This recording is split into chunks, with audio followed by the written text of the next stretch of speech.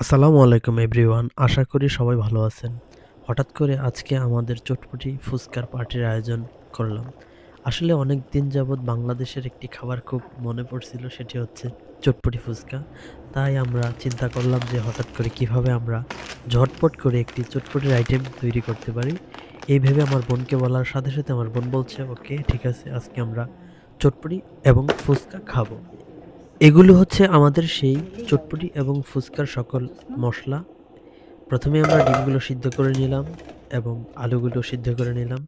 তারপরে এগুলোকে ভালোভাবে পরিষ্কার করতে হবে।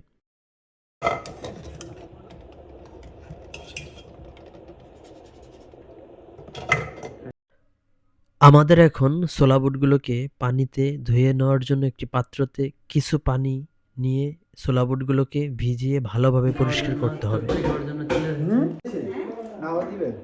না বাবা ওই সিদ্ধ হইছে। এটা হইছে? হ্যাঁ, হ্যাঁ, হ্যাঁ। চুলা না?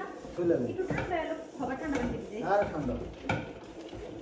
বাইরের জিনিসপত্র ছোলা বুটগুলোকে আমাদের ভালোভাবে পরিষ্কার করে নিতে হবে। কারণ এগুলো যদি ভালোভাবে আমরা পরিষ্কার না করি, তাহলে আমাদের খাবারের গুণগত মান এগুলো নষ্ট করতে পারে।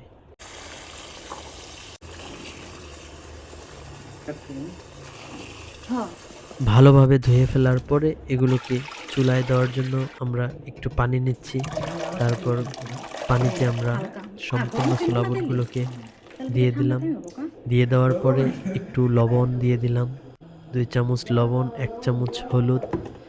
তারপরে এগুলো চুলায় উতরানোর জন্য অনেকক্ষণ রাখা হলো। একটু পরে আমরা যে আলু সিদ্ধ করেছিলাম ওই আলুগুলোকে উপরে দিয়ে দিলাম। দিয়ে দিচ্ছি হালকা জিরা, চটপটির মশলা। আসলে নানা রকম মশলা থাকে, তো আপনার স্বাদ একেকটা একেক রকম হতে পারে। তারপরে সেই ডিমগুলোকে ছুলে ফেললাম। ডিমগুলো সম্পূর্ণটা একবারে কুচি, কুচি করে ফেললাম আমরা সবাই মিলে। তারপর দিয়ে দিচ্ছি একটু তেল। তেল দিয়ে আমরা সেই ফুচকাগুলো ভাজার জন্য ট্রাই করছি। আসলে ফুচকাগুলো দিতেই একবারে বলের মতন হয়ে গিয়েছে। ফুচকাগুলো আমি খালি কয়েকটা খেয়ে ফেলেছিলাম। আসলে খুব মজার একটি খাবার। তো একসাথে ফুচকা এবং চটপটি ২ টা আইটেমই হয়ে গিয়েছে।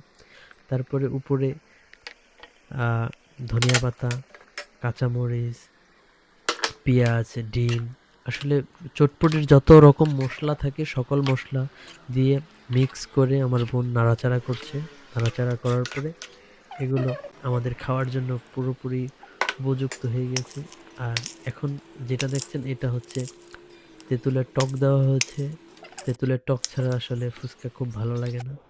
তারপরে খুব সুস্বাদু করে আমার জন্য একটা বাটিতে বাড়লো। এই সেই আমার ফুচকার আইটেম। তো সর্বোপরি আমি ফুচকা এবং চটপটি খাওয়ার জন্য বসলাম। অবশেষে বাংলাদেশের সেই মজাদার খাবারটি খেয়ে খুবই ভালো লাগছিল। যাই হোক, আশা করি আপনারা প্রত্যেকেই ভালো থাকবেন, সুস্থ থাকবেন। অন্যদিন দেখা হবে। আল্লাহ হাফেজ।